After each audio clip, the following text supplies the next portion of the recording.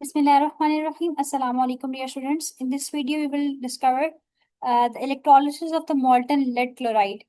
Last lecture में हम लोगों ने डिस्कस किया था electrolysis of the molten sodium chloride और अब इस लेक्चर में हम लोग देखने जा रहे हैं electrolysis of the molten lead chloride. अब अगर फॉर एग्जांपल आपसे कहा जाए कि आपके पास है लेड क्लोराइड, लेकिन आपने जो है वो आपने सेपरेट करना है लेड क्लोराइड को, मतलब आपके पास लेड क्लोराइड ही है, लेकिन आपको जो है इंडस्ट्री में प्रोवाइड करना है लेड सेपरेटली और क्लोराइड को सेपरेटली आपने प्रोवाइड करना है।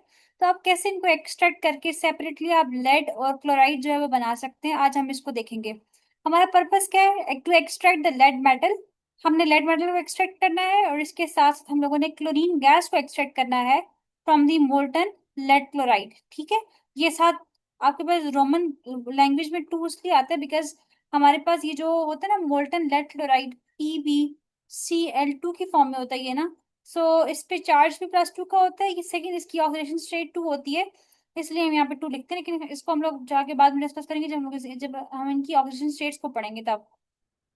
हम आगे आ जाते हैं, अपरेटिस की बात करते हैं। तो अपरेटिस पे यहाँ पे हम लोग यूज करें इलेक्ट्रोलिटिक सेल, जिससे हम लोग लास्ट में यूज करते हैं डॉन सेल। ऐसे ही सेम हम यहाँ पे यूज करेंगे इलेक्ट्रोलिटिक सेल। इलेक्ट्रोड्स हम जो यूज करें मीन्स जो एनोड्स और कैथोड्स होंगे वो एक प्लेटिनियम का मिलकर बना होता है और एक जो है वो किसका होगा, ग्रेफाइट का होगा।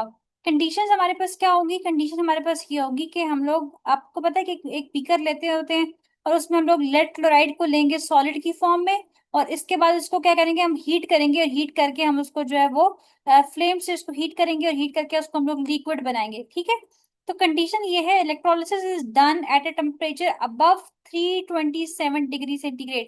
कहते हैं कि इलेक्ट्रोलिसिस तब होगी जब हम लोग जो है वो लेड क्लोराइड को टेम्परेचर जो प्रोवाइड करेंगे वो 327 डिग्री सेंटीग्रेड से ज्यादा होना चाहिए। और ये 327 जो है ये एक मेल्टिंग पॉइंट है लेड क्लोराइड का। तो आपको इसके मेल्टिंग पॉइंट से अबव टेम्परेचर आप प्रोवाइड करेंगे तो तब हमारे पास electrolysis of molten lead chloride होगी। आगे हम डिस्कस करते हैं इसका प्रोसेस।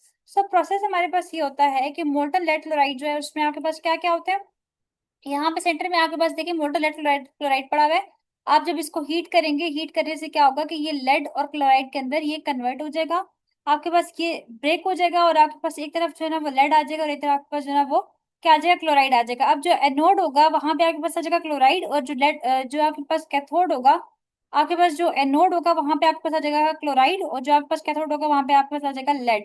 ठीक है, अच्छा उसके बाद कहते हैं कि लेड आइंस जो है ये मूव करेंगे कैथोड की तरफ, और जो क्लोराइड आइंस होते हैं ये मूव करेंगे कहाँ पे, एनोड की तरफ। आपके पास आगे इनकी इलेक्ट्रोड रिएक्शंस लिखे हुए हैं कि एनोड पे क्या होगा कि आपके पास जो रिएक्शन होगा उसमें क्या होगा कि आपके पास ये जो क्लोराइड आइंस होंगे ये आपके पास कन्वर्ट हो जाएंगे किसमें, क्लोरीन गैस के अंदर। साथ आपके पास 2 इलेक्ट्रॉन यहाँ पे रिलीज भी होंगे। ये देखिए बबल्स आपको शो कर रहे हैं ना कि यहाँ से क्लोरीन जो है ना वो रिलीज हो रहे हैं। तो ये क्लोराइड आइंस जो है ये क्लोरीन में रिलीज हो क्लोरीन की फॉर्म में कन्वर्ट हो जाते हैं और इसमें से 2 इलेक्ट्रॉन्स जो है वो रिलीज हो जाएंगे, निकल जाएंगे। ठीक है, तो यहाँ पे क्या होता है कि यहाँ पे हमारे पास ऑक्सीडेशन हो जाएगी। क्लोरीन गैस अपने इलेक्ट्रॉन्स लूज कर देगा और क्या बना देगा, क्लोरीन क्लोराइड आइंस अपने इलेक्ट्रॉन लूज करके क्लोरीन गैस बना देगा।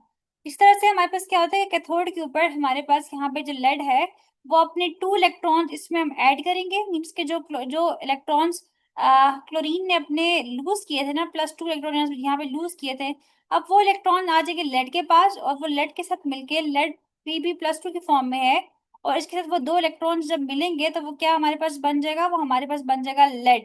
ठीक है, अभी लेड को 2 इलेक्ट्रॉन्स रिक्वायर्ड है, जरूरत है उसकी, जब इसके पास 2 इलेक्ट्रॉन्स आ जाएंगे तो ये लेड इस फॉर्म में आ जाएगा।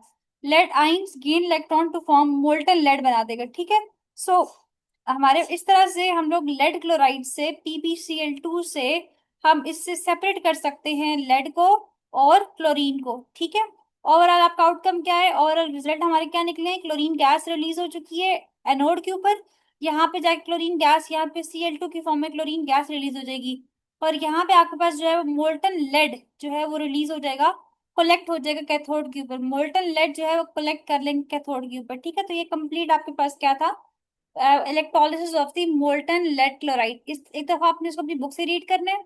उसके बाद कहीं पे कोई कंफ्यूजन, कोई पॉइंट आपको क्लियर ना हुआ तो आपने मुझसे कमेंट सेक्शन में पूछना है, मैं आपकी कंफ्यूजन जो है वो क्लियर कर दूंगी। ठीक है, आई होप कि यहाँ तक के जो पॉइंट्स है वो आपको क्लियर हो गए होंगे।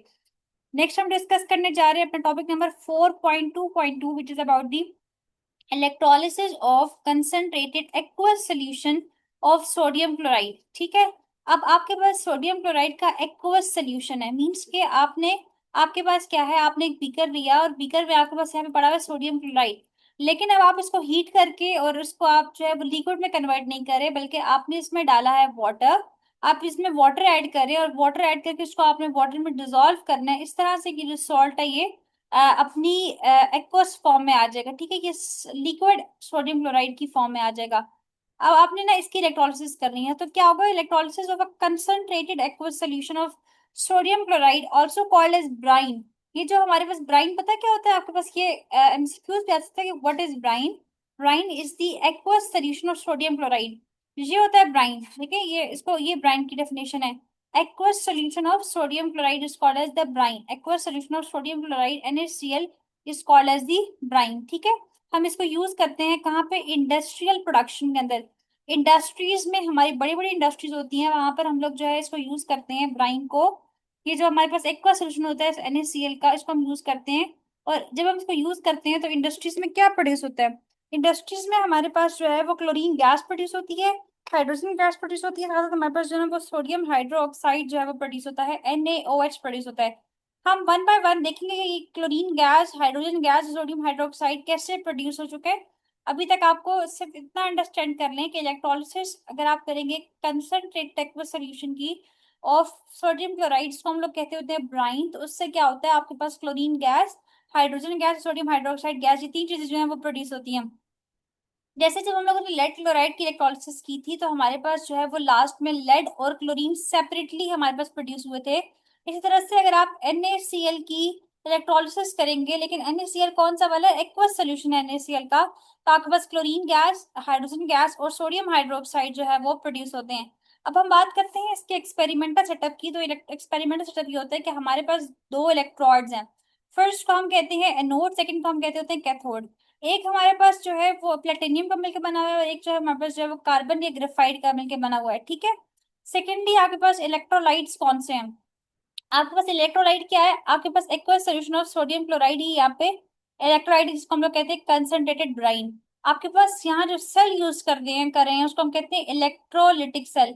आपको याद होना चाहिए कि हमने जो मोल्टन एक्वस सोल्यूशन में ऑफ सोडियम क्लोराइड के जो मोल्टन सोल्यूशन था, ये मोल्टन सोडियम क्लोराइड था, उसमें जो सेल यूज किया था वो कौन सा था, डॉन सेल। लेकिन अब यहाँ पे आके जब हम लोग एक्वस सोल्यूशन को स्टडी कर रहे हैं सोडियम क्लोराइड का, तो हम लोग इलेक्ट्रोलिटिक सेल को यूज कर रहे हैं।